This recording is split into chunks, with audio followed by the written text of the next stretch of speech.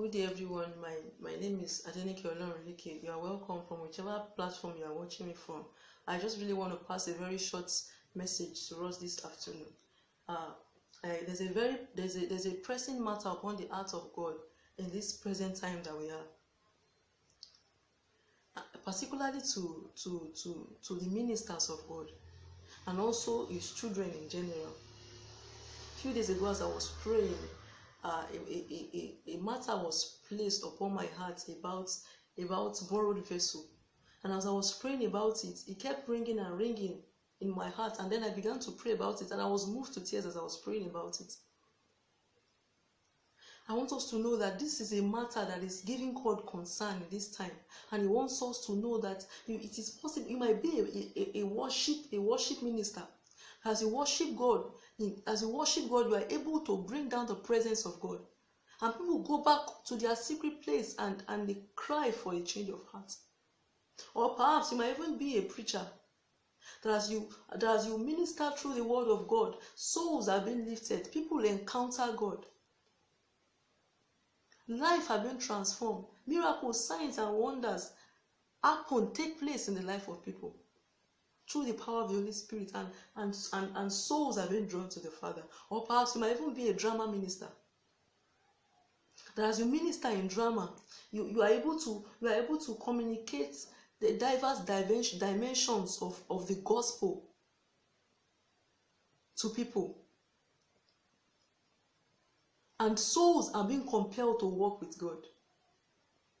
Whichever way it is you are working for God, whichever one it is that is your calling, yours might not even fall under this category that I've mentioned. Whichever gift that you have, or whichever calling that you are using to work for God, you will become a borrowed vessel. If after everything you get to heaven and you are not found in the book of life, you are not found written in the book of life, Revelation 20:15, and whosoever is not found in the book of life shall be cast into the lake of fire, and this is the second death.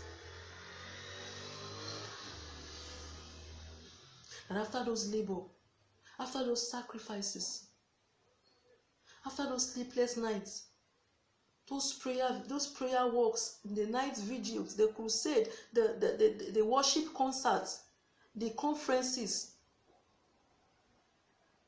due to those little foxes that the Holy Spirit has been warning you about, due to those little things that Jesus has been pressing in your heart to let go of, yet you still keep them in your life. Brethren, mommies, daddies, sisters, and brothers, this is a call for us to be vigilant. This is a warning from God, and this is because He loves us and He wouldn't want any of us to miss out on that glorious day. But then it is a choice. It is a choice. It is a choice. Brethren, please check yourself. Please, let's check ourselves. No matter as little as it may be, as little as that thing that they are keeping may be. The Bible calls them little foxes because they are little. But they have the ability to destroy one's soul for eternity. Please, I am begging you that it won't be that after your walk with God, with Jesus, you won't even get a chance to see Him in glory. The Jesus you have been advocating, the Jesus that you have been talking about, that on that marriage supper of the Lamb, that your seat will not be vacant, that you will not lose your reward, all that you have labored for, all that you have worked for. And most important, you will not lose your soul. Because there is nothing you can use. You can use in exchange. There is nothing. Brethren, please can we bow down our heads as we pray this moment. Our Heavenly Father, we want to thank you for your word tonight. This moment, I want to bless you for giving us this opportunity to hear from you again. We know that it is because you loved us. That is why you are sending this message in this particular time. Lord, we are so grateful. And Lord, we pray, Lord Jesus, I pray for every of your ministers out there, young, old, youth. I pray for them out there that you keep us standing. Help us, oh God, and grant us that mercy, because it's not of Him that willeth or of Him that runneth, but because of you that have given us the mercy It is your mercy that can keep a man standing. Lord God Almighty, we ask for that mercy. Lord God Almighty, we ask, oh God, that you rain on us that mercy in the name of Jesus. And Lord, we ask, oh God, that you keep us standing. Grant us that grace, oh God, to stand from you to the very end. Let us help us not to be a borrowed vessel, Lord. Help us not to be a borrowed vessel. That it will not be that we work for you, we labor for you on earth, and we will not get to see your face in glory.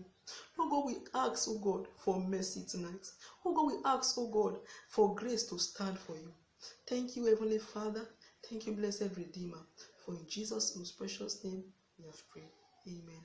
Brethren, please, I want you to share this message to your loved ones, to everyone that you know that will need it. Anybody that you know that you feel okay, they will need this message, they will need to hear. Please just share it across to everyone so it will reach as many as possible. Please do. God bless you in Jesus' name. Amen.